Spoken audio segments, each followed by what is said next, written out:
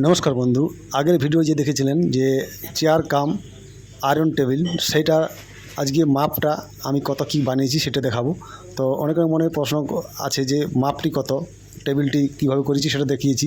তো এই যে মাপটি, এই যে বক্সটি প্রথমে বানিয়েছিলাম দেখেছিলেন, তো বক্সটির মাপটি প্রথমে যে আমি বানিয়েছি এটা বানিয়েছি দেখুন 19 ইঞ্চি থেকে একটু বেশি, আর এই দিকটা বানিয়েছি আমি 18 ইঞ্চি থেকে একটু বেশি। তো আপনারা মাপটা এদিক ওদিক করতে পারেন টুকরাও, কারণ এক সাইডটা একটু চড়া রাখতেই হবে, কারণ টেবিলের কাজ করবে তো তার জন্য। তো এই যে দেখছেন 18 ইঞ্চি দুশোতে মোটামুটি। তো আর এই যে হাইটটা রেখেছি আমি, হাইটটা মোটামুটি আমি 16 ইঞ্চি রেখেছি। এই যে দেখছেন 16 ইঞ্চি। তো 16 ইঞ্চি রেখেছি কেন আমি বলছি, কেননা এর উপরে একটা 14 ইঞ্চি একটা ঠেসানোর যে বসার যে ইয়েটা আছে আমার, সেটা উপরে উঠে ঠেসছে, তার জন্য ওটা 14 আর এদিকে 16, মোটামুটি 29 ইঞ্চি 30 ইঞ্চি মতো দাঁড়াচ্ছে। তাহলে মোটামুটি সেরকমভাবে এটা করতে হবে। তো এই যে দেখে বক্সটা বানিয়ে নিয়েছি, আর এটা সাইডে যে পটিগুলো নিয়েছি, সাইডে যে চেয়ার চেষ্টা এটা নিয়েছি 2.5 ফুট আমি, মানে 30 ইঞ্চি, আর এটা নিয়েছি 5 ইঞ্চি। তো এটাকে ডিজাইন করে কেটে সাইডে লাগাবো। কীভাবে লাগিয়েছি আগে ভিডিও দিয়েছি আমি।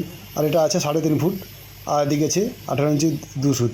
কেননা টেবিলটা যে এরকম মাপে হবে বাইরে বাইরে, সেই মাপে অনুযায়ী ওই পেছনের ট্রেসটা করতে হবে। এই যে আর একটু সামান্য করে ক্লিয়ার দিয়ে নেবো আমি, যাতে করে ওটা রোটেট করতে সুবিধা হয়, মানে ঘোরাতে আর কি। তো ঘুরোঘুরি সবসময় করতে হয়, যখন টেবিল করব তখন ওটাকে তুলে ঘোরাতে হবে, আর যখন চা করবো আবার ঘুরে নামাতে হবে। তো এই যে দেখছেন এইভাবে আমি কিন্তু সেট করেছি, যেমন যাতে মাঝখানে খুব ইজিলি গলে যায়। তো এই নাট দিয়ে সেট করে নেব। নাটটি আমি ওই 14 ইঞ্চি দূরে ফুটোগুলো করে নেব, ওই বসার জায়গা থেকে 14 ইঞ্চি, আর ওই বসার যে ঠেসটির নিচে বসার যে জায়গাটা আছে ওটার উপরে উঠে যাবে 14 ইঞ্চি। তাহলে 14 ইঞ্চি আর নিচে থাকবে 16 ইঞ্চি, জাস্ট 30 ইঞ্চির মতো হাইট হবে, যাতে আয়রন করতে আমার সুবিধা হয়। তো 14 ইঞ্চি ফুটোগুলো করে নিয়েছি দেখছেন।